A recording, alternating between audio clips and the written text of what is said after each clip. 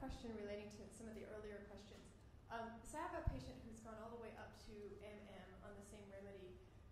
Does it make sense to go back down to the 200C to start over if enough time has gone by? Sure. Let's say you treat somebody with a chronic, let's say the little kid with the spinal muscular atrophy. You treat them year after year, they go up the potency, and you go from 6, 12, 30, 200, 1M, 10M, 50M, CM, DM, MM. We have all of those if she continues on the plumum. So the patient will do well. And what do you do when you've reached the MM? What I did used to do before, I would go down, and there would be, if we add the odd potency of the remedy, let's say at the 500, you can find 60, like for instance, Remedia Nasher will produce 60 and 100 systematically for most remedies. So you can go back and get a 60. Odd potency, a 100. So you can use those, and then you'll gain some time. So there's a lot of, you can find 500, sometimes you can find some 20M, you can find some 15M, from some 5M. So these will buy time, because the patient will react. Buy time to gain your susceptibility to the first one you started. So you can go back to a 30 that you used before, and the patient will start to be sensitive to it. The longer you wait from the last time you use that potency, the more they will be sensitive. So if it's, I would say minimal is 2 years. Minimal 2 years.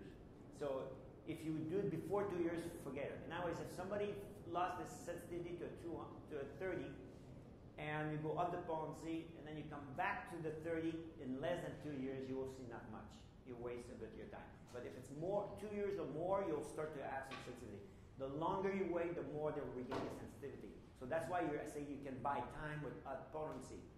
Because you can go, let's say, 60, 100, 500, 5M, 20M, 15M, 20M, and come back then again to 30. However, understanding the process of the fluxion method, which is a continuous fluxion, and I've shown it before, I decided to find the bottles with the neck to try the continuous fluxion. So now what we do in our office, we take a MM potency, and we take a bottle with a neck, and we put the pellet of the MM in the bottle with a bit of water. We mix it a bit, we empty the vial, and so there's water left there with impregnation of the MM. Then we have the water of Montreal run into it for 1 hour.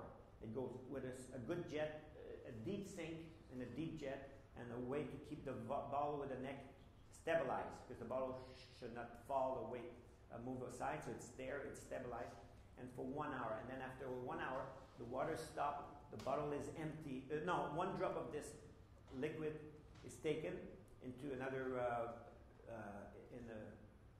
in a little vial, which we would use to medicate. So that vial, 1 drop of that liquid is put, then we fill it with alcohol, 94% alcohol, and then we shake it, we empty the vial completely. What's left is alcohol with a bit of water in the vial. Then we fill it with blank pellets, we close it, and we label it so-and-so remedy, MM-1H. H is for 1 hour. Okay? Then the process is continued. The water goes again down for 1 hour, another hour. It washes through the bottle again. Then we stop it at 2 hours, another hour. Then we say, we do the same process, label another vial, MM2H. So we have remedies, let's say sulfur in the office. We're, I think, in the 60s or 70 now, 70H, 70 hours of the remedy. So let's say, like for instance, a patient with polymyositis, the inclusion body polymyositis, are not treatable with steroids.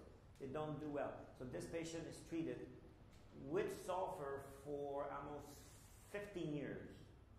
He just improved from month to month. So once we reach the MM, we start to MM1H, 2H, 3H, 4H. Every 3 weeks almost, he goes to another, we change the potency to another H.